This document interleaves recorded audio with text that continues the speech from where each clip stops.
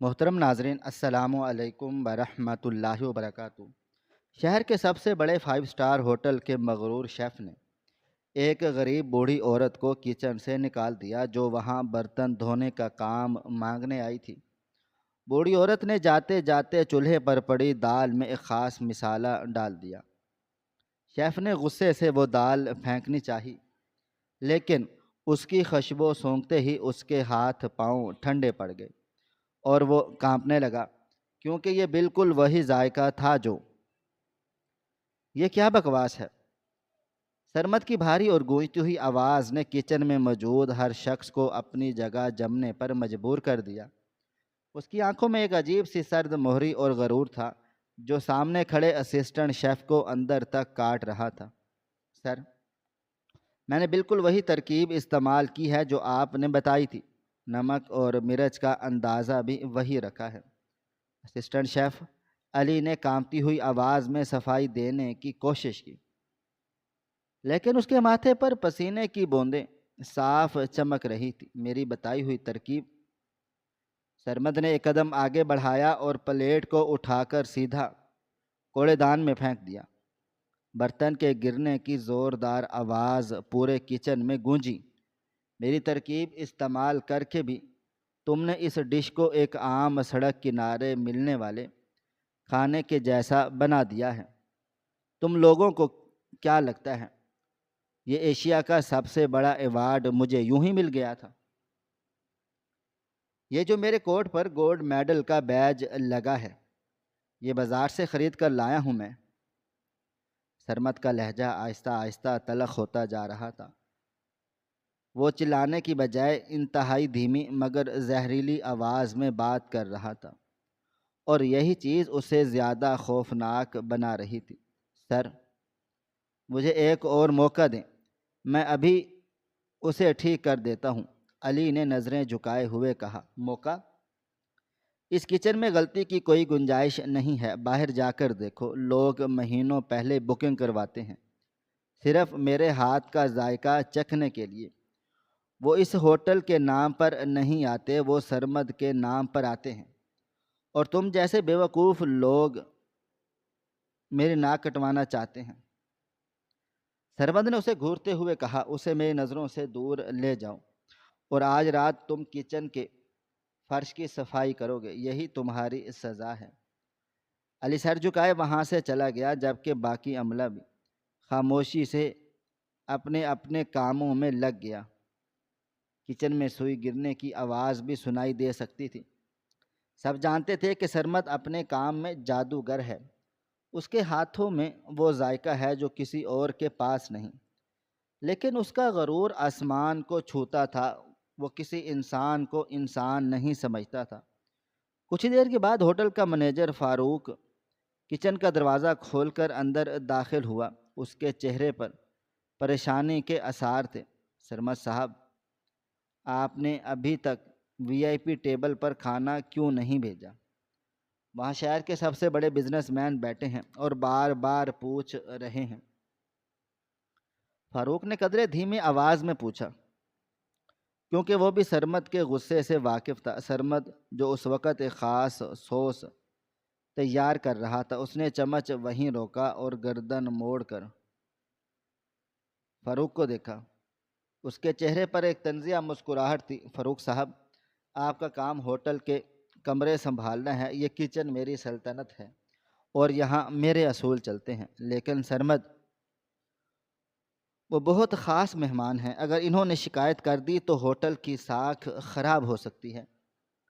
فاروق نے اسے سمجھانے کی کوشش کی۔ ہوٹل کی ساکھ مجھ سے ہے۔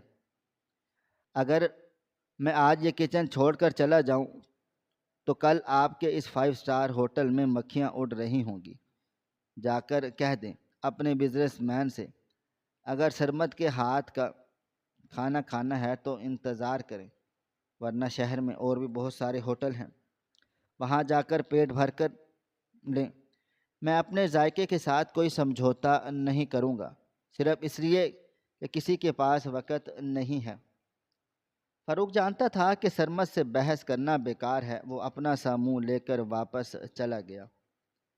سرمد نے دوبارہ اپنا کام شروع کر دیا۔ اس کے چہرے پر ایک فاتحانہ مسکراہٹ تھی۔ اسے اپنی طاقت اور اپنی اہمیت کا پورا اندازہ تھا۔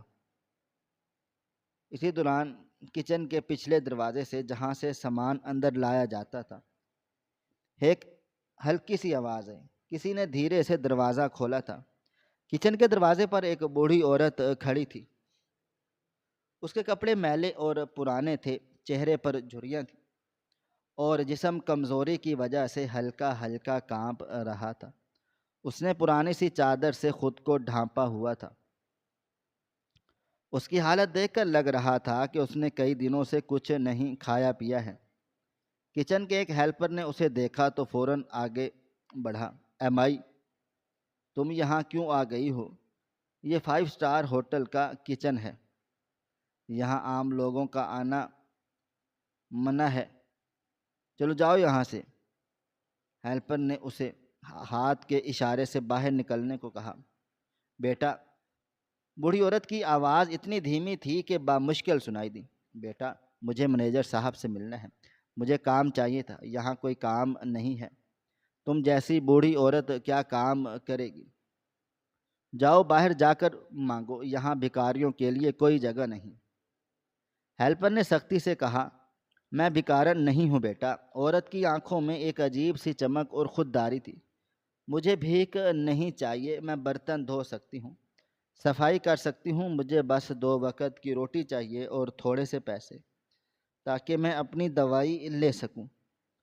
مجھے کام دے دو بیٹا، میں محنت کروں گی۔ یہ بحث اتنی اونچی ہو گئی کہ سرمد کی توجہ بھی اس طرف کھنچ گئی۔ اس نے ہاتھ کا تولیہ کاؤنٹر پر پھینکا اور آہستہ آہستہ چلتا ہوا دروازے کی طرف آیا۔ اس کی جوتوں کی آواز سے ہی کچن میں دوبارہ سناٹا چھا گیا۔ کیا تماشا لگا رکھا ہے یہاں؟ سرمد کی سرد آواز گونجی تھی اور ہیلپر فوراً سے پیچھے ہٹ گیا۔ سر، یہ پاگل عورت نہ جانے کہاں سے اندر آ گئی، کام مانگ رہی ہے، میں اسے نکال رہا تھا۔ سرمد نے اپنی تیز اور مغرور نظروں سے اس بوڑھی عورت کا اوپر سے نیچے تک جائزہ لیا۔ اس کے چہرے پر شدید کراہت کے آثار نمایاں ہو گئے۔ تمہیں معلوم بھی ہے کہ تم کہاں کھڑی ہو؟ سرمد نے عورت کے قریب آ کر اس کی آنکھوں میں دیکھتے ہوئے کہا۔ یہ ایشیا کا بہترین کچن ہے، یہاں کام کرنے والوں کی بھی باقاعدہ ٹریننگ ہوتی ہے، اور تمہارے کپڑوں سے جو بو آ رہی ہے، اس سے میرے کچن کی فضا خراب ہو رہی ہے۔ صاحب، بوڑھی عورت نے کانپتے ہوئے ہاتھ جوڑے۔ مجھ پر ترس کھائیں، میں بہت مجبور ہوں، میں سارا دن محنت کروں گی، آپ کے سارے برتن چمکا دوں گی، مجھے بس تھوڑا سا کام دے دیں، میں 2 دن سے بھوکی ہوں۔ سرمد کے چہرے پر کوئی بھی رحم نہیں آیا، بلکہ اس کی مسکراہٹ مزید طنزیہ ہو گئی۔ ترس؟ اگر میں ترس کھانے لگوں تو یہ کچن یتیم خانہ بن جائے۔ تم نے اپنے ہاتھ دیکھے ہیں؟ سرمد نے عورت کے کھردرے اور جھریوں بھرے ہاتھوں کی طرف اشارہ کیا۔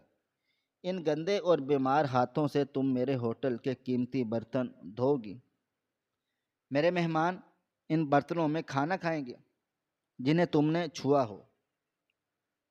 میں بہت صفائی سے کام کروں گی صاحب، مجھے بس ایک موقع دے دیں۔ عورت کی آواز میں آنسو شامل ہو گئے۔ مجھے اس کی بے بسی واضح تھی۔ مجھے تمہاری بکواس نہیں سننی۔ سرمد کا غصہ اب بڑھ رہا تھا، وہ اپنی طاقت کا مظاہرہ کرنا چاہتا تھا۔ میری آنکھوں کے سامنے سے دور ہو جاؤ، مجھے غریبوں اور بھیکاریوں کی شکل دیکھنے سے بھی نفرت ہے۔ تم جیسی عورتیں صرف لوگوں کی ہمدردی بٹورنا جانتی ہیں۔ تم کام نہیں کر سکتی، تم صرف بھیک مانگ سکتی ہو۔ انسان کو اتنا مغرور نہیں ہونا چاہیے بیٹا۔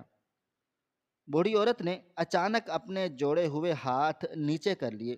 اس کی آواز میں اب التجا نہیں تھی، بلکہ ایک عجیب سا ٹھہراؤ تھا۔ وقت بدلتے دیر نہیں لگتی، آج تمہارے پاس سب کچھ ہے تو تم دوسروں کو کیڑے مکوڑے سمجھ رہے ہو۔ جو رزق آج تم اتنے غرور سے بنا رہے ہو، یہ اللہ تعالیٰ کی دین ہے۔ اگر وہ چھیننے پر آئے تو انسان کے پاس رونے کے لیے آنسو بھی نہیں بچتے۔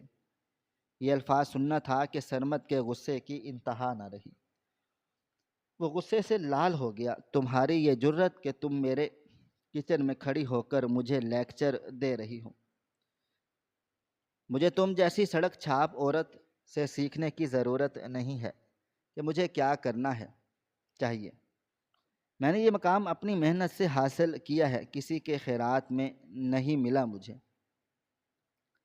سرمد نے آگے بڑھ کر اس بوڑھی عورت کے کندھے پر ہاتھ رکھا اور اسے زور سے دھکا دیا۔ عورت کمزور تھی، وہ اپنا توازن برقرار نہ رکھ سکی اور دروازے سے باہر جا گری۔ اس کے ہاتھ پر معمولی سی چوٹ آئی اور اس کی پرانی چادر مٹی میں لت پت ہو گئی۔ دوبارہ اس دروازے کے آس پاس بھی نظر مت آنا ورنہ میں پولیس بلوا لوں گا، سرمد نے چلاتے ہوئے کہا۔ کچن کا سارا عملہ یہ منظر خاموشی سے دیکھ رہا تھا۔ کسی کی جرت نہیں تھی کہ وہ سرمد کو روکتا یا اس بوڑھی عورت کی مدد کرتا۔ سرمد کی دہشت ہی اتنی تھی کہ بوڑھی عورت نے آہستہ سے زمین کا سہارا لے کر خود کو اٹھایا۔ اس نے اپنے کپڑوں سے مٹی جھاڑی اور ایک بار گہری نظروں سے سرمد کو دیکھا۔ اس کی آنکھوں میں اب آنسو نہیں تھے بلکہ ایک گہرا دکھ تھا، وہ دکھ جو کسی کی بے حسی کو دیکھ کر ہوتا ہے۔ اس نے کوئی جواب نہیں دیا، بس خاموشی سے کچن کی کھڑکی کے پاس سے ہوتے ہوئی باہر جانے والے راستے کی طرف مڑ گئی۔ سرمد نے ایک حقارت بھری نظر اس کی پیٹھ پر ڈالی اور پھر زور سے دروازہ بند کر دیا۔ اپنے اپنے کام پر لگو، مجھے سب اب یہ مجھے کچن 10 منٹ میں چمکتا ہوا چاہیے، اور اگر کسی نے اس بارے میں ایک لفظ بھی بولا تو وہ اسے آج ہی نوکری سے نکال دوں گا۔ سرمد نے مڑ کر اپنے عملے پر دھاڑتے ہوئے کہا۔ سب لوگ فوراً سے اپنے کاموں کی طرف بھاگے۔ سرمد واپس اپنے کاؤنٹر کی طرف آ گیا۔ اس کا غرور آج ایک بار پھر جیت گیا تھا۔ اس نے ایک غریب عورت کی تذلیل کر کے اپنے آپ کو مزید طاقتور محسوس کیا تھا۔ اسے ذرا برابر بھی علم نہیں تھا کہ طاقتور احساس کیا تھا اس نے ابھی ابھی کیا کیا ہے۔ وہ ابھی اپنی دوبارہ زندگی دنیا میں مگن ہو گیا جہاں وہ خود کو ایک بادشاہ سمجھتا تھا اور باقی سب کو اپنا غلام۔ وہ اپنے اس خاص دال کی طرف مڑا جو آج کے سب سے اہم مہمان کے لیے بنا رہا تھا۔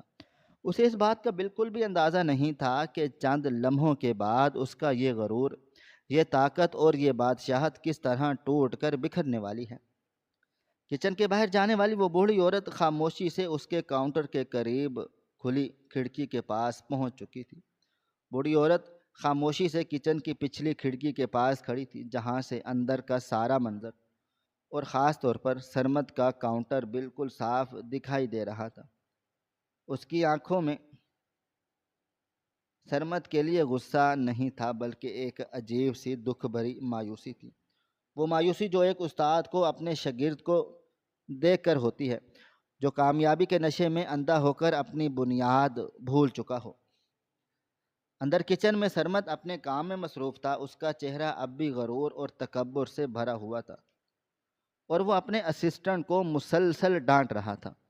جلدی ہاتھ چلاؤ، یہ کوئی عام ڈھابا نہیں ہے، یہ میرا کچن ہے، مجھے یہ سبزیاں اس طرح کٹی ہوئی نہیں چاہیے، انہیں دوبارہ کاٹو۔ اس کی گرجدار آواز کچن کی دیواروں سے ٹکرا رہی تھی۔ کھڑکی کے باہر کھڑی عورت نے ایک گہری سانس لی اور اپنے میلے اور پھٹے ہوئے کپڑوں کی جیب میں ہاتھ ڈالا۔ اس کے کانپتے ہوئے ہاتھوں نے کپڑے کی ایک چھوٹی سی اور پرانی پوٹلی نکالی۔ اس نے پوٹلی کی گرہ کھولی تو اس میں سے ایک خاص قسم کا پسا ہوا مسالہ تھا جس کا رنگ گہرا بھورا تھا۔ سرمد کا دھیان اس وقت دوسری طرف تھا۔ وہ ایک اور شیف کو سوس بنانے کا طریقہ سکھانے کے بہانے اس کی بے عزتی کر رہا تھا۔ تمہارے ہاتھوں میں کوئی ذائقہ نہیں ہے، تم صرف برتن دھونے کے لائق ہو۔ سرمد کے یہ الفاظ سن کر بوڑھی عورت کے لبوں پر ایک تلخ مسکراہٹ پھیل گئی۔ اس نے کھڑکی سے ہاتھ اندر کیا۔ بالکل سرمد کے کاؤنٹر پر وہ خاص دال ایک بڑے اور خوبصورت برتن میں دھیمی آنچ پر پک رہی تھی جس کا ڈھکن سرمد نے ابھی تھوڑی دیر پہلے ہی ہٹایا تھا۔ عورت نے اپنی 2 انگلیوں کی مدد سے اس پوٹری میں سے ایک چٹکی مسالہ نکالا اور انتہائی خاموشی اور مہارت سے وہ چٹکی دال کے برتن میں گرا دی۔ مسالہ گرتے ہی اس نے اپنا ہاتھ کھینچا اور وہاں سے ایک سائے کی طرح غائب ہو گئی۔ سرمد جیسے ہی پلٹ کر اپنے کاؤنٹر کی طرف آیا، اس کی عقابی نظروں نے بھانپ لیا کہ دال کی سطح پر کچھ گرے رنگ کے ذرات تیر رہے ہیں جو اس نے نہیں ڈالے تھے۔ اس کا ماتھا ٹھنکا، وہ تیزی سے برتن کے قریب آیا اور جھک کر اسے غور سے دیکھنے لگا۔ اس کی آنکھوں میں غصے کی آگ بھڑک اٹھی۔ یہ کیا ہے؟ وہ اتنی زور سے دھاڑا کہ کچن میں کام کرتے ہوئے ہر شخص کے ہاتھ سے چیزیں چھوٹ گئیں۔ سب کی نظریں سرمد کی طرف اٹھ گئیں۔ میں نے پوچھا، یہ کیا ہے؟ کس نے جرت کی ہے میرے اس خاص ڈش کے قریب آنے کی؟ کس نے اس میں کچھ ملانے کی کوشش کی ہے؟ سرمد کا چہرہ غصے سے لال سرخ ہو چکا تھا اور اس کی گردن کی رگیں پھول گئی تھی۔ علی، تم ادھر آئے تھے؟ اس نے اپنے اسسٹنٹ کو کھا جانے والی نظروں سے گھورتے ہوئے پوچھا۔ نہیں سر، خدا کی قسم میں تو اپنے کاؤنٹر سے ہلا تک نہیں، مجھے نہیں پتہ یہ سب کیا ہے، علی نے خوف کے مارے پیچھے ہٹتے ہوئے جواب دیا، اور سرمد نے انتہائی غصے سے ارد گرد دیکھا۔ اسے کھڑکی کھلی نظر آئی۔ اسے فوراً اس بوڑھی عورت کا خیال آیا۔ وہ بھکارن ضرور اس سڑک چھاپ عورت نے جاتے جاتے اپنی گندگی میری ڈش میں پھینک دی۔ اس کی اتنی جرت کہ اس نے سرمد کے شاہکار کو اپنے گندے ہاتھوں سے ناپاک کر دیا۔ سرمد غصے سے پاگل ہو رہا تھا۔ فاروق کو بلاؤ، میں اس ہوٹل کی سیکیورٹی کی دھجیاں اڑا دوں گا۔ ایک سڑک چھاپ عورت میرے کچن تک کیسے پہنچی؟ اس نے میری ڈش خراب کر دی، وہ مسلسل چلا رہا تھا۔ کچن کے تمام لوگ ایک دم سادے کھڑے تھے۔ سرمد نے غصے سے ایک ویٹر کو اشارہ کیا۔ اس برتن کو ابھی کے ابھی اٹھاؤ اور سیدھا کچرے کے ڈبے میں پھینک دو۔ مجھے یہ گندگی اپنے کچن میں ایک سیکنڈ کے لیے بھی نہیں چاہیے۔ اور اس کے بعد اس پورے کاؤنٹر کو جراثیم کش دوا سے صاف کرو۔ اور ویٹر ڈرتے ڈرتے آگے بڑھا۔ اس نے جلدی سے موٹے کپڑے کی مدد سے دال کا وہ گرم برتن چولہے سے نیچے اتارا۔ سرمد نے غصے سے منہ اس طرف کر لیا تھا۔ اس کا سینہ تیزی سے اوپر نیچے ہو رہا تھا۔ اسے لگ رہا تھا کہ اس کی انا کو کسی نے بہت بڑی ٹھیس پہنچائی ہے۔ ویٹر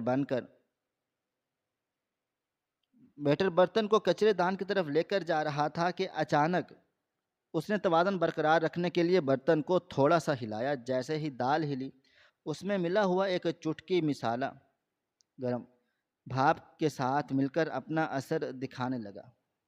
برتن سے اٹھنے والی بھاپ اچانک ایک انتہائی طاقتور، پر اسرار اور محصور کن خوشبو میں بدل گئی۔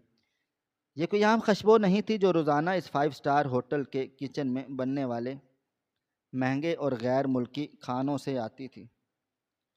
یہ خوشبو اتنی گہری اور مانوس تھی کہ اس نے چند ہی سیکنڈز میں پورے کچن کو فضا میں اپنی گرفت میں لے لیا ہو۔ کچن میں موجود ہر شخص نے اپنا کام روک دیا۔ سب کے چہروں پر ایک عجیب سی حیرت تھی۔ وہ بے ساختہ گہری سانسیں لے کر اس خوشبو کو محسوس کرنے لگے۔ لیکن اس خوشبو کا سب سے خوفناک اور حیران کن اثر سرمد پر ہوا۔ سرمد جو غصے سے پیر پٹک رہا تھا، اچانک جیسے پتھر کا ہو گیا۔ اس کے ہاتھ جو ہوا میں غصے سے ہل رہے تھے وہیں رک گئے۔ اس کی پیٹھ ویٹر کی طرف تھی، لیکن اس کا جسم ایسے اکڑ گیا جیسے کسی نے اس کے جسم سے ساری جان نکال لی ہو۔ رکو! سرمد کے منہ سے ایک انتہائی دھیمی، کانپتی ہوئی اور پھٹی ہوئی آواز نکلی۔ ویٹر کو جو کچے دان کے بالکل قریب پہنچ چکا تھا رک گیا۔ سرمد بہت آہستہ آہستہ جیسے کوئی روبوٹ مڑتا ہے پیچھے کی طرف مڑا۔ اس کے چہرے کا رنگ جو غصے سے لال تھا اب بالکل سفید پڑ چکا تھا۔ اس کی آنکھوں میں غصے کی جگہ ایک شدید خوف، حیرت اور بے یقینی لے لی تھی۔ وہ آنکھیں جو ابھی کچھ دیر پہلے تک عملے کو ڈرا رہی تھیں اب پھٹی کی پھٹی رہ گئیں۔ اس کے مضبوط اور چوڑے کندھے اچانک سے جھک گئے۔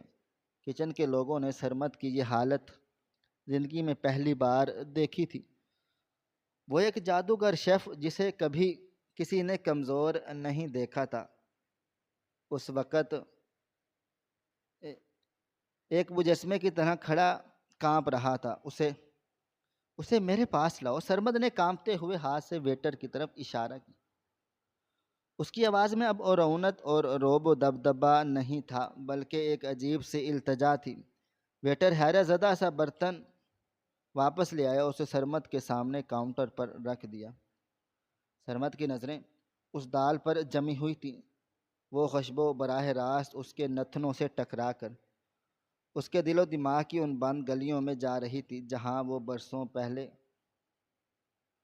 مغفل کر کے بہت دور آ چکا تھا۔ وہ آہستہ آہستہ اپنا کانپتا ہوا ہاتھ برتن کی طرف بڑھ رہا تھا اور وہ چمچ کو ٹھیک سے بھی پکڑ بھی نہیں پا رہا تھا۔ کچن میں اتنی خاموشی تھی کہ سرمد کے تیز تیز سانس لینے کی آواز سب کو سنائی دے رہی تھی۔ یہ ناممکن ہے، یہ نہیں ہو سکتا۔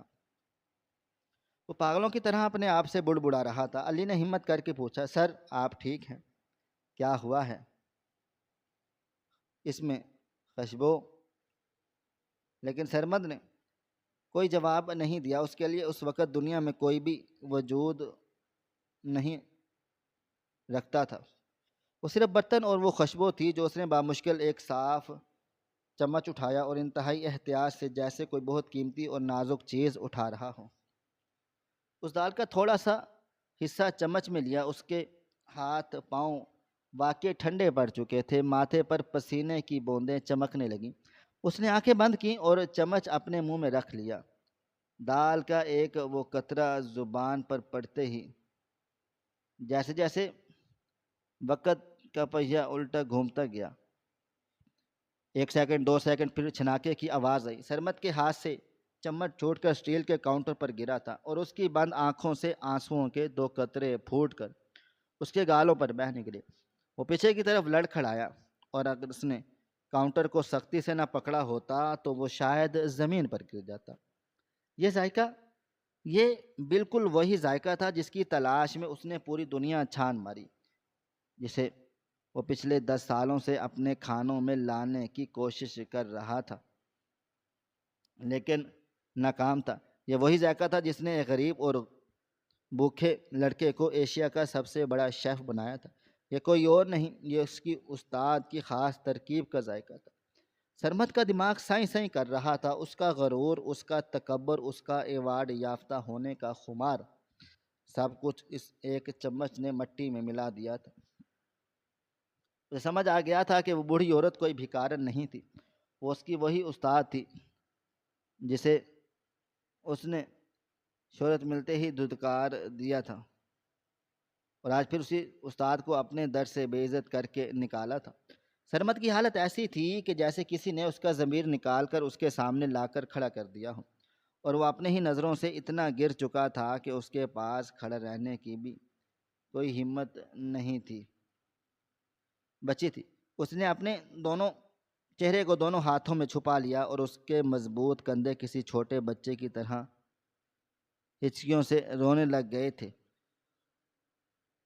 کچن کا سارا عملہ یہ ناقابل یقین منظر دیکھ کر سکتے میں تھا کہ ایشیا کا سب سے بڑا اور خدا سمجھ رہا تھا آج ایک دال کا چمچ چکھنے کے بعد بچوں کی طرح دھاڑے مار مار کر رو رہا تھا۔ اس کے منہ سے صرف ایک ہی لفظ نکل رہا تھا، استاد، میری استاد۔ اس کا دل و دماغ ایک دم ماضی کی یادوں میں چلا گیا۔ دال کے اس ایک چھوٹے سے گھونٹ نے کوئی جادو کر دیا تھا۔ یہ کوئی عام ذائقہ نہیں تھا، یہ ایک ایسا طوفان تھا جس نے آہستہ آہستہ اس کے ہوش اڑا دیے اور اسے اس وقت کی گہرائیوں میں دھکیل دیا جب وہ آج جیسا مغرور، بے حس اور پتھر دل سرمد نہیں تھا، بلکہ ایک انتہائی محنتی، مضبوط اور خوددار نوجوان تھا۔ سرمد ان غریبوں کی مدد ضرور کرتا، مگر اس کی آنکھوں میں کبھی لاچاری یا بے بسی نہیں دیکھی تھی۔ وہ سڑکوں پر ہاتھ پھیلانے والے یا رونے والے میں سے نہیں تھا، بلکہ وہ تو حالات کی آنکھوں اور میں آنکھیں ڈال کر لڑنے جھگڑنے والا ایک مضبوط جوان تھا۔ اس کے چوڑے کندھے اور مضبوط بازو میں محنت کی طاقت تھی، اور اس کے دل میں ایک کچھ بہت بڑا کرنے کی ایک نہ بجھنے والی آگ تھی۔ وہ کسی کے آگے جھکتا نہیں تھا۔ اس نے غربت نے اسے کمزور نہیں بلکہ ایک چٹان بنا دیا۔ وہ ان دنوں شہر کے ایک چھوٹے سے ہوٹل میں برتن دھونے اور سبزیاں کاٹنے کا کام کرتا تھا، مگر اس کا اصل دھیان ہمیشہ چولہے پر پکتے کھانوں، ان سے اٹھتی ہوئی بھاپ اور ذائقوں کے راز پر رہتا تھا۔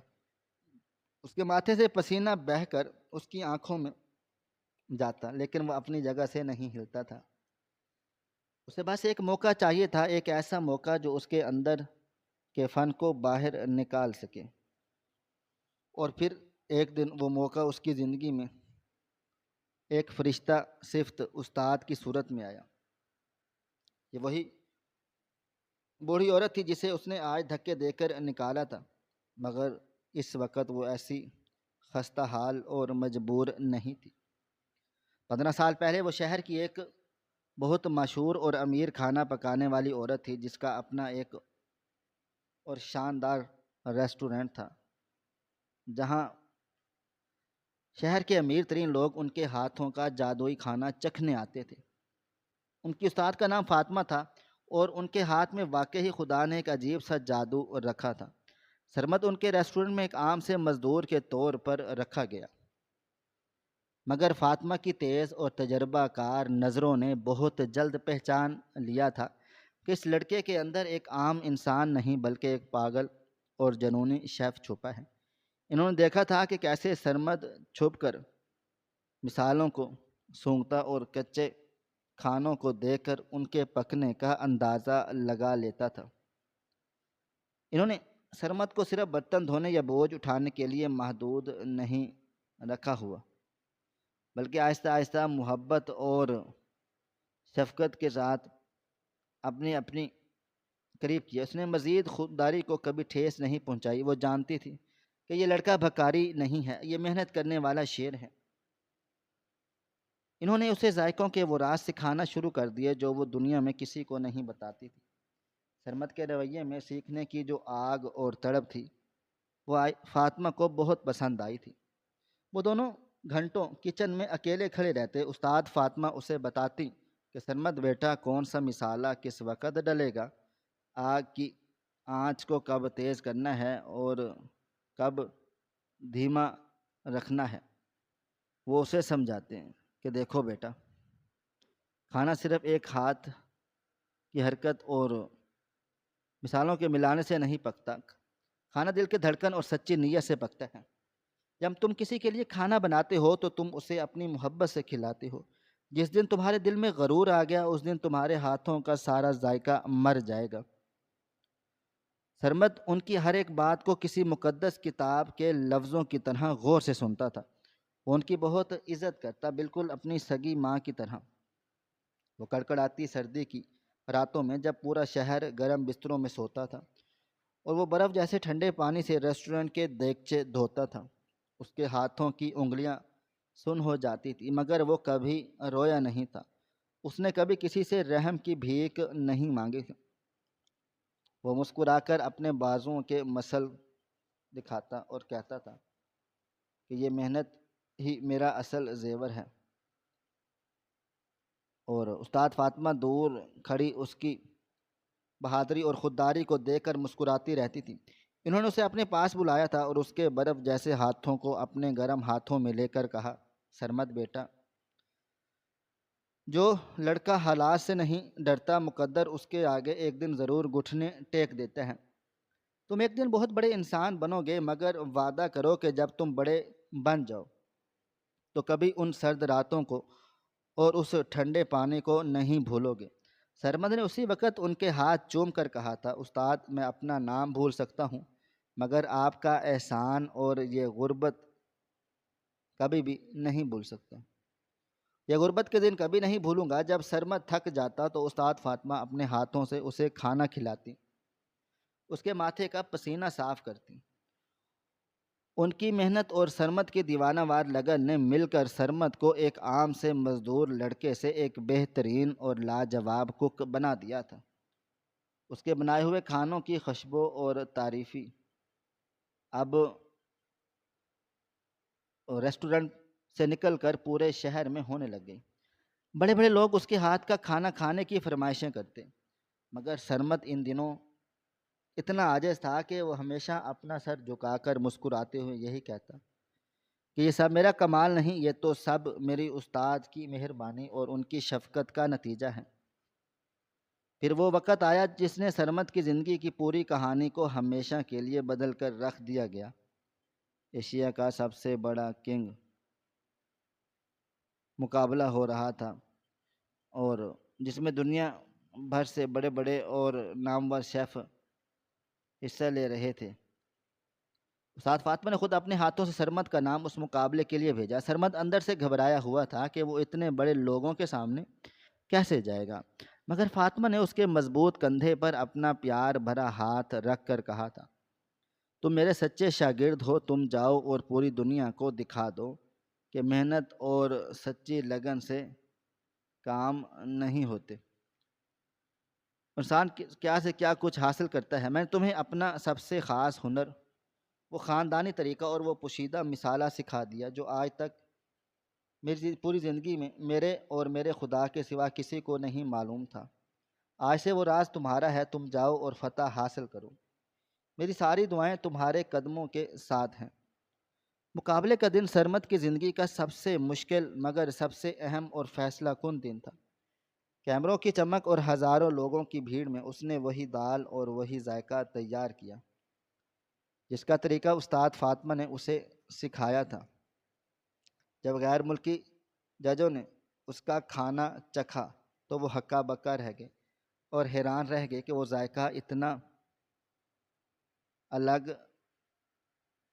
اور اتنا پیارا اور اتنا پر اسرار تھا کہ اس نے باقی شیفز کے کھانوں کو بری طرح ہرا دیا۔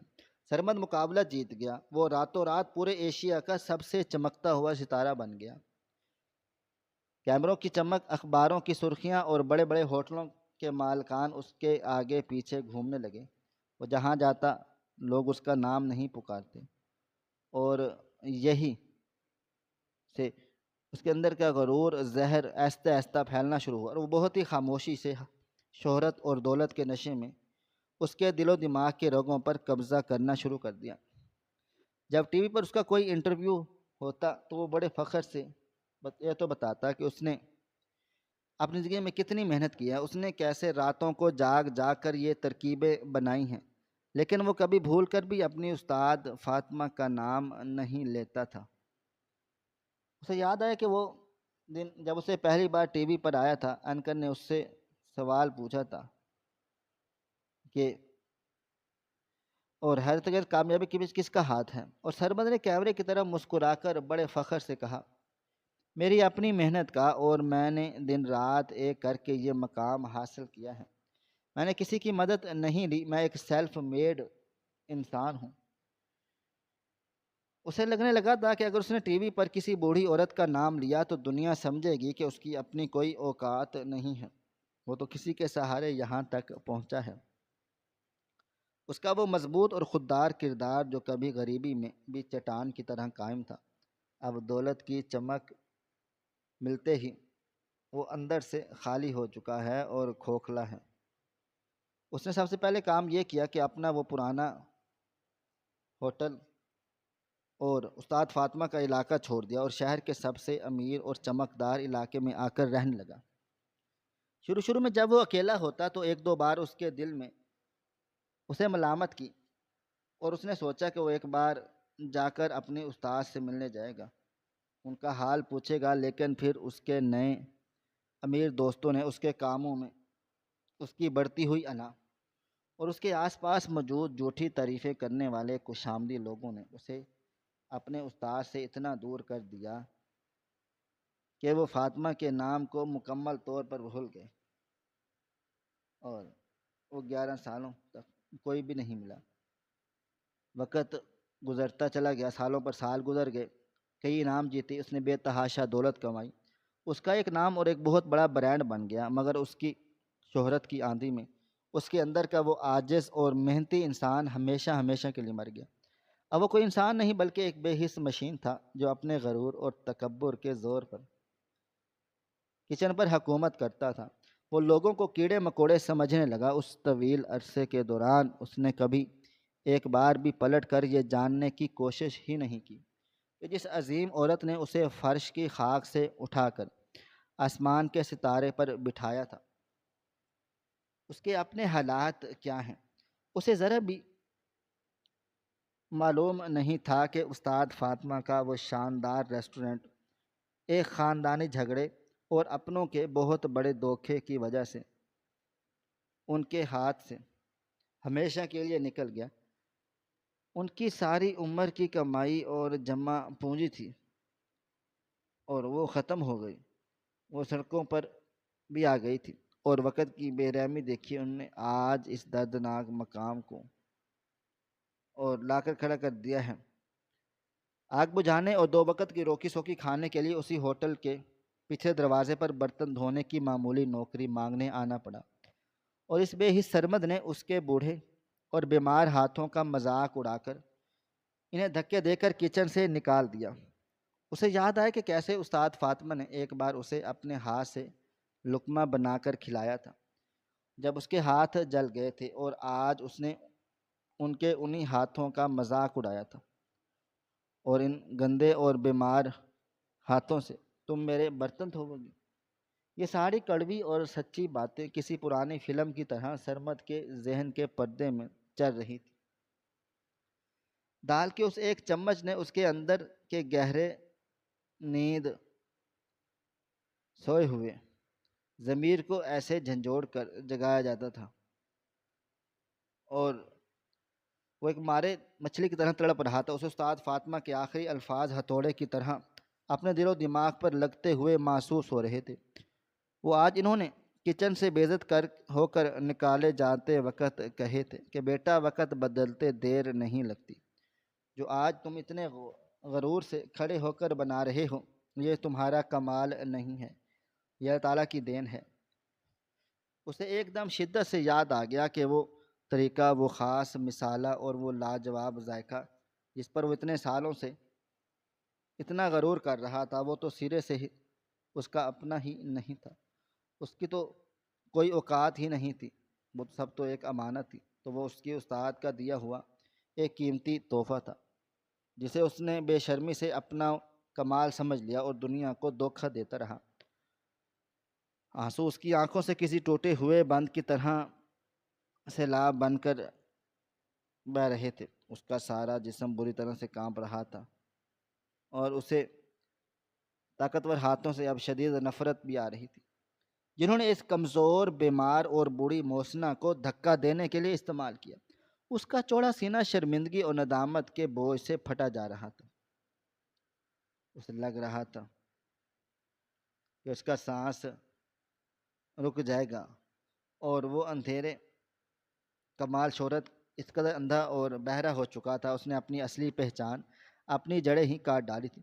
آج وہ جادوئی ذائقہ اس کی زبان پر کسی زہر کی طرح کڑوا بن کر پھیل رہا تھا، کیونکہ اس ذائقے میں اب اس نے اپنی بے وفائی، اپنی احسان فراموشی اور اپنے گھٹیا غرور کی بدبو شامل کر لی تھی، محسوس ہو رہی تھی۔ وہ جان گیا تھا کہ وہ ایک ایسا مجرم بن چکا ہے جس نے کبھی کسی انسان کو نہیں مارا، بلکہ اس نے اپنے استاد کی عزت اور ان کی ممتا کو توڑ دیا ہے۔ جب استاد فاطمہ نے وہ مسالہ ڈالا ہوگا تو ان کے دل پر کیا گزری ہوگی۔ انہوں نے اس ڈش کو خراب نہیں کیا، بلکہ انہوں نے تو اسے اس کی اوقات یاد دلائی تھی۔ انہوں نے بتایا تھا کہ جو ذائقہ وہ بازار کے مہنگے ترین مثالوں سے نہیں لا سکا، وہ آج بھی ان کی اس پرانی اور میلی پوٹری میں موجود ایک چٹکی میں بند ہے۔ وہ جیت کر بھی ہار گیا اور وہ ہار کر بھی جیت گئی۔ وہ کچن کے ٹھنڈے فرش پر گھٹنوں کے بل گرا بیٹھا رہا۔ اس کے ارد گرد اس کا پورا عملہ بت بنا کھڑا تھا۔ اس نے انتہائی حیرت سے دیکھ رہا تھا، مگر سرمد کو اس وقت کسی کی پرواہ نہیں تھی اور نہ ہی کسی کا ڈر تھا۔ اسے اپنے آس پاس کھڑے لوگ نظر ہی نہیں آ رہے تھے، اسے صرف اور صرف ایک ہی چہرہ نظر آ رہا تھا، وہ آنسوؤں سے بھرا دکھ اور مایوسی سے بھرا وہ بوڑھا چہرہ جو ابھی کوئی دیر پہلے تک اس کے کچن کے دروازے سے بے عزت اور ذلیل ہو کر لوٹا تھا۔ سرمد کو یقین تھا کہ جیسے وہ اس کا دل ابھی اس کی پسلیوں کو توڑ کر باہر آ جائے گا اور وہ مر جائے گا۔ وہ زور زور سے دھاڑے مار مار کر رو رہا تھا۔ وہ مضبوط، پروقار اور ایشیا کا سب سے مغرور انسان آج اپنے ہی کیے ہوئے گناہوں اور بوجھ تلے دب کر بری طرح ٹوٹ چکا تھا۔ وہ ریزہ ریزہ ہو گیا۔ اس کے پاس دنیا کی ہر نعمت تھی، بے تحاشا دولت تھی جسے آسمان کو چھوتے ہوئے بھی شہرت پتہ، مگر یہ تلخ حقیقت جان گیا کہ دنیا کا سب سے زیادہ غریب، بیکاری اور بدقسمت انسان ہے جس نے اس عظیم ہستی کو گنوا دیا جس کے بوڑھے ہاتھ کی ایک چھوٹی سی چٹکی آج بھی اس کے سارے کمالوں اور سارے تمغوں پر بھاری تھی، اور اس کے سامنے کچھ بھی نہیں تھا۔ سرمد کچن کے ٹھنڈے فرش سے آہستہ آہستہ بیٹھتا چلا گیا اور نہ ہی وہ کسی ہارے ہوئے انسان کی طرح لگ رہا تھا، اور اس کی آنکھوں میں ایک عجیب سی چمک اور پختگی آ چکی تھی۔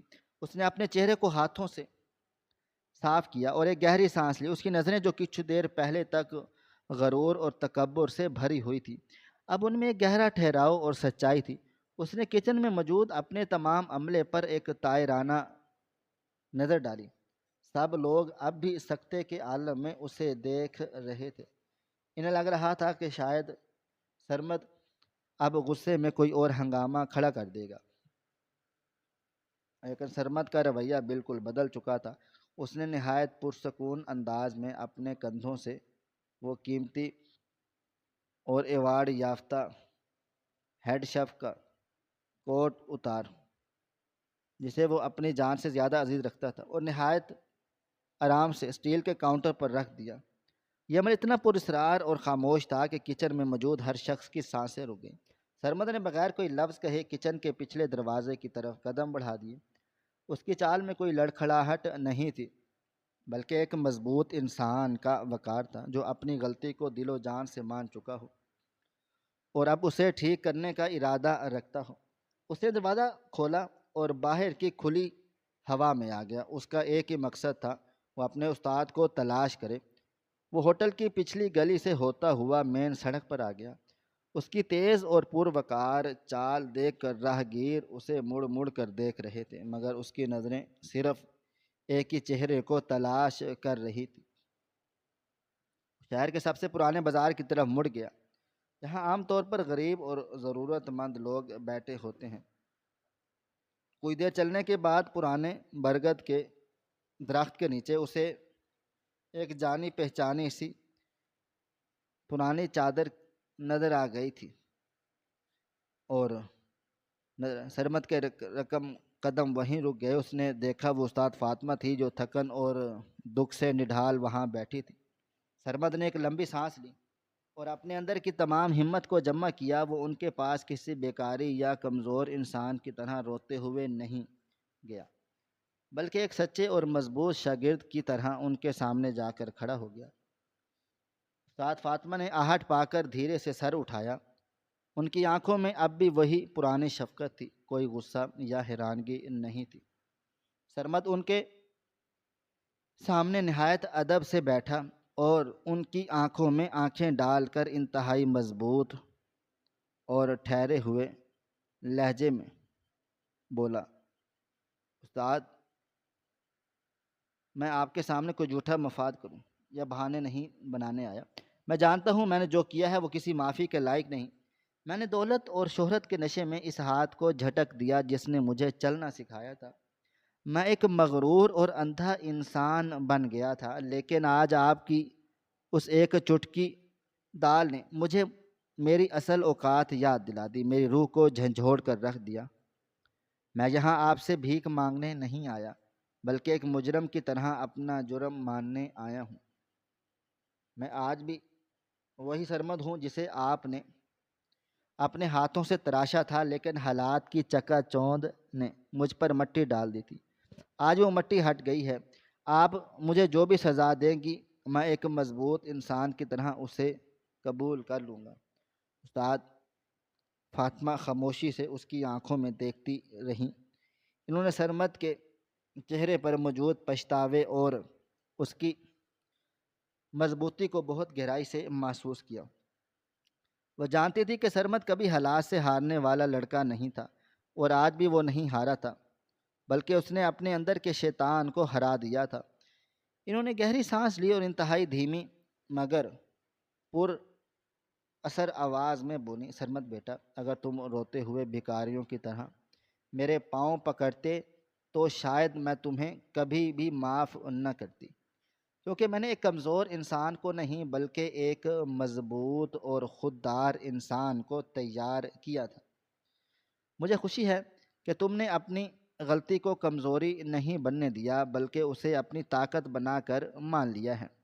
غرور انسان کو اندر سے کھوکھلا کر دیتا ہے اور جب وہ ٹوٹتا ہے تو انسان بکھر جاتا ہے، مگر تم نے خود کو بکھرنے نہیں دیا۔ تم نے ثابت کیا کہ میری تربیت مکمل طور پر ضائع نہیں ہوئی۔ سرمد نے ان کی بات سن کر احترام سے سر جھکایا اور انتہائی سنجیدگی سے بولا، استاد، ان ایوارڈز اور ان تمغوں نے مجھے بہت اکیلا کر دیا تھا۔ جب لوگ میرے کھانوں کی تعریفیں کرتے تو مجھے اندر سے ایک عجیب سا کھوکھلا پن پیدا ہوتا، محسوس بھی ہوتا۔ مجھے لگتا تھا کہ جیسے میں کوئی مشین بن گئی ہوں۔ ذائقہ تو تھا لیکن اس میں وہ روح نہیں تھی جو آپ نے مجھے سکھائی تھی۔ آپ کی اس ایک چٹکی نے میری اس مری ہوئی روح کو دوبارہ زندہ کر دیا۔ آپ کے بغیر نامکمل ہوں۔ میری ہر پہچان، میری ہر کامیابی آپ کی دی ہوئی ہے۔ آج سے یہ سارا غرور اور یہ سارا تکبر ختم ہو چکا اور آپ کو میرے ساتھ واپس چلنا ہوگا۔ وہ کچن آپ کا ہے اور آپ ہی اس کی اصل مالک ہیں۔ استاد فاطمہ نے مسکرا کر اسے دیکھا اور بولے، بیٹا، اب میرے اندر اتنی جان نہیں کہ میں کچن سنبھال سکوں۔ میرے ہاتھ اب وہ کام نہیں کر سکتے۔ مگر سرمد نے فوراً سے کہا، آپ کو کچھ بھی نہیں کرنا استاد، آپ صرف وہاں موجود رہیں گی۔ آپ کی موجودگی میں ہی میرے لیے سب سے بڑا انعام ہے۔ آپ بس مجھے بتائیں گی اور میں آپ کے حکم کی تعمیل کروں گا۔ میں پھر سے وہ سب کچھ سیکھنا چاہتا ہوں جو میں اپنی انا میں بھول گیا تھا۔ مجھے ایک بار پھر اپنا شاگرد بننے کا موقع دیں۔ استاد فاطمہ نے اس کی سچی لگن دیکھ کر حامی بھر لی۔ سرمد نے نہایت احترام سے انہیں سہارا دے کر اٹھایا اور اپنے ساتھ ہوٹل کی طرف لے کر چلا۔ راستے میں چلتے ہوئے سرمد انہیں بتاتا رہا کہ کیسے اس نے یہ بڑا ہوٹل سنبھالا، لیکن وہ سکون کبھی نہیں پا سکا جو ان کے چھوٹے سے ریسٹورنٹ میں تھا اور کے پاس ہوا کرتا تھا۔ وہ دونوں جب اس ہوٹل کے پچھلے دروازے سے اندر داخل ہوئے تو کچن کا سارا عملہ اب بھی وہیں کھڑا تھا۔ کسی نے ایک اپنا کام شروع نہیں کیا تھا۔ سب کی نظریں دروازے پر لگی تھیں۔ سرمد استاد فاطمہ کو اپنے ساتھ کچن کے عین وسط میں آ کر کھڑا ہو گیا اور اس نے پورے عملے کی طرف دیکھا۔ اس کی نظریں اب کسی کو ڈرا نہیں رہی تھیں بلکہ ان میں ایک نرمی اور عزت کا پہلو تھا نمایاں تھا جو اس کی شخصیت کو مزید پر اثر بنا رہا تھا۔ سرمد نے اپنی بھاری اور پروقار آواز میں کہا، سب لوگ میری بات غور سے سن لیں۔ تم سب جانتے ہو میں اپنے اصولوں کا کتنا پکا ہوں۔ آج میں اپنے کچن کا سب سے بڑا اور نیا اصول بنانے جا رہا ہوں۔ یہ ہستی جو میرے ساتھ کھڑی ہے یہ میری استاد فاطمہ ہے۔ آج میں جس بھی مقام پر ہوں وہ ان کی بدولت ہے۔ میں نے غرور میں آ کر اپنی اصل پہچان کو چھپا لیا تھا، مگر آج میں سب کے سامنے یہ اعلان کرتا ہوں کہ ہوٹل کی اصل ہیڈ شیف میں نہیں بلکہ میری استاد ہیں۔ آج کے بعد اس کچن میں ہر کام ان کی مرضی اور ان کے بتائے ہوئے طریقے سے ہوگا۔ میں آج سے صرف ان کا شاگرد ہوں اور آپ سب کو بھی انہیں کی طرح اسی طرح سے محنت کرنی ہوگی جس طرح آپ میری کرتے ہوئے آئے ہیں، بلکہ اس سے بھی زیادہ۔ یہ سن کر کچن میں موجود تمام لوگ حیرت اور خوشی سے تالیاں بجانے لگے۔ منیجر فاروق جو دروازے کے پاس کھڑا یہ سب کچھ سن رہا تھا، اس کی آنکھوں میں بھی سرمد کے لیے عزت بڑھ گئی۔ سرمد نے استاد فاطمہ کو کچن کے سب سے باعزت کرسی پر بٹھایا اور خود ان کے پاس کھڑا ہو گیا۔ اس نے دوبارہ اپنا ہیڈ شیف کا کوٹ نہیں پہنا، بلکہ اس نے عام شیف کا اپیرن پہن لیا۔ یہ اس بات کا ثبوت تھا کہ اس نے اپنی انا کو مکمل طور پر دفن کر دیا ہے۔ سربند نے ایک نیا برتن چولہے پر رکھا اور استاد فاطمہ کی طرف دیکھ کر بولا، استاد آج ہم دوبارہ اسی دال سے شروعات کریں گے اور آپ مجھے بتائیں گے کہ میں کہاں غلطی کر رہا تھا۔ استاد فاطمہ نے خوشی سے سر ہلا دیا اور اسے ہدایات دینا شروع کی۔ وقت گزرنے کے ساتھ ساتھ کچن کا ماحول بالکل بدل گیا تھا۔ استاد فاطمہ کی شفقت اور سرمد نے محنت کر کے ہوٹل کے کھانوں میں سے ایک ایسا جادو بھر دیا جس کی مثال پورے ملک میں نہیں ملتی تھی۔ سرمد اب اپنے عملے پر چلاتا نہیں تھا، بلکہ انہیں پیار اور تحمل سے سکھاتا تھا۔ اس کے چہرے کی وہ سختی اب ایک دلکش مسکراہٹ میں بدل چکی تھی۔ اس نے ہوٹل میں ایک نیا نظام متعارف کروایا جس کے تحت روزانہ ہوٹل کا سب سے بہترین کھانا غریب اور ضرورت مند لوگوں میں تقسیم کیا جاتا تھا۔ سرمد خود اپنے ہاتھوں سے ان کو کھانا پیش کرتا تھا۔ استاد فاطمہ سے دیکھ کر دل ہی دل میں دعائیں دیتی رہتی تھی۔ سرمد نے یہ ثابت کر دیا کہ سچی کامیابی اور دولت یا ایوارڈز میں نہیں ہوتی، بلکہ انسان کے ظرف اور اس کی عاجزی میں ہوتی ہے۔ اس کی کہانی پورے شہر میں ایک مثال کے طور پر سنائی جانے لگی۔ کس طرح ایک تکبر میں ڈوبا ہوا انسان ایک سچے استاد کی رہنمائی اور اپنے ضمیر کی آواز سن کر دوبارہ راستے پر آ سکتا ہے۔ سرمد کی زندگی اب مکمل تھی۔ وہ ایک عظیم شیف کے ساتھ ساتھ ایک انتہائی شاندار انسان بن چکا تھا جس کی عزت سب کے دلوں میں تھی، اور وہ اس اپنی نئی زندگی پر بہت خوش اور مطمئن تھا۔ ناظرین، آپ کو ہماری آج کی کہانی کیسی لگی؟ کومنٹ باکس میں اپنی رائے کا اظہار ضرور کریں۔ خواہش صرف اتنی ہے کہ کچھ الفاظ لکھوں جس سے کوئی گمراہی کے راستے پہ جاتے جاتے رک جائے، اور نہ بھی رکے تو سوچ میں ضرور پڑ جائے۔ پیارے دوستو، امید کرتا ہوں کہ آپ کو یہ ہماری کہانی پسند آئی ہوگی۔ کہانی پسند آئی ہو تو ویڈیو کو لائک کریں، کومنٹس کریں، شیئر کرنا بالکل نہ بھولیں۔ اور ہاں، اگر آپ لوگ اس چینل پر نئے ہیں تو ہمارے چینل ہریرا انفو کو سبسکرائب ضرور کر لیں اور نوٹیفیکیشن کو ضرور دبا دیں تاکہ آنے والی کہانی سب سے پہلے آپ کو مل سکے۔ ملتے ہیں کل ایک نئی اور دلچسپ کہانی کے ساتھ، تب تک اپنا ڈھیر سارا خیال رکھیے گا۔ اللہ حافظ۔